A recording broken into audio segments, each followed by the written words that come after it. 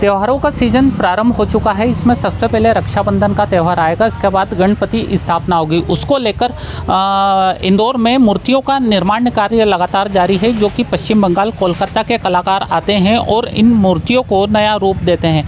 तस्वीरों में देखा जा सकता है कि इन मूर्ति बनाने का कार्य यहाँ पर मई माह से शुरू हो जाता है, जो कि गणपति स्थापना के पहले 4 माह पहले से शुरू कर दिया जाता है।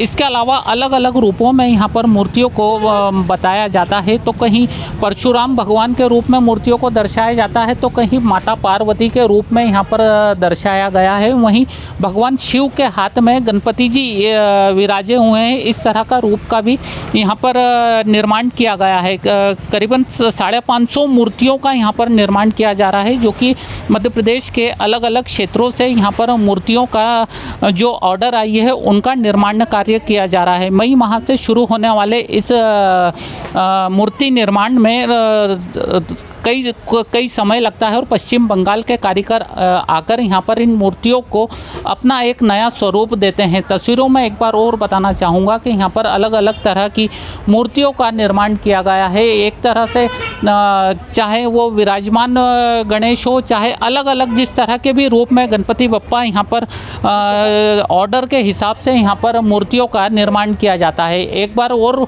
यहाँ पर अलग अलग रूप में यहाँ पर मूर्तियों को दर्शाया गया है। इसके अलावा बता दूं कि यहाँ पर 450 से अधिक मूर्तियों का यहाँ पर निर्माण किया गया है। गणपति स्थापना के बाद यहाँ पर माता नवरात्रि प्रारंभ होंगे, जिसका बाद उसका भी निर्माण कार्य यहाँ पर प्रगति पर है।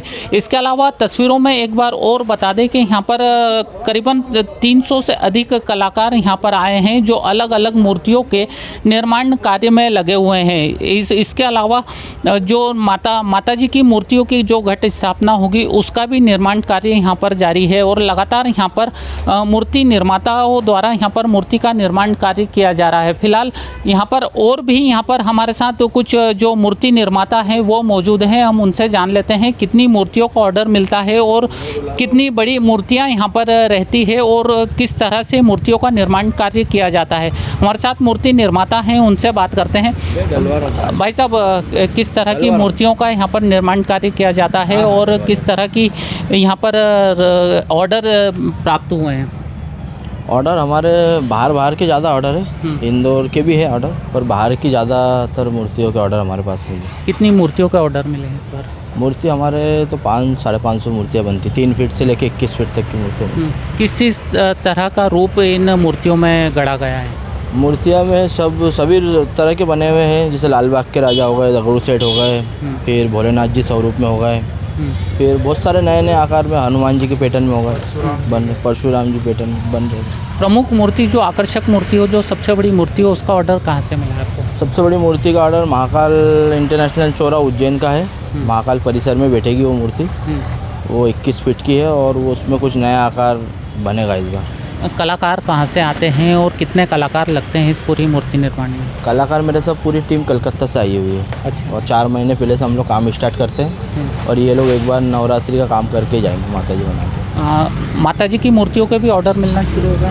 हाँ, माता जी के भी ऑर्डर चालू होगा। जो हमारे परमानेंट कस्टमर है उनके तो हर साल के पहले ऑर्डर आ जाते हैं। किस तरह के रेट रहते हैं इन मूर्तियों के? हालांकि भगवान का मूर्तियों का कोई मूल्य नहीं है, फिर भी एक जो मेहनताना बनता है, किस तरह का रेट रहता है? मेरे यहाँ पे 3000 से स्टार्टिंग है और 1-1.5 लाख रुपए तक की मूर्तियाँ बनती हैं। और ऑर्डर में किस तरह की मांग करते हैं भक्तजन?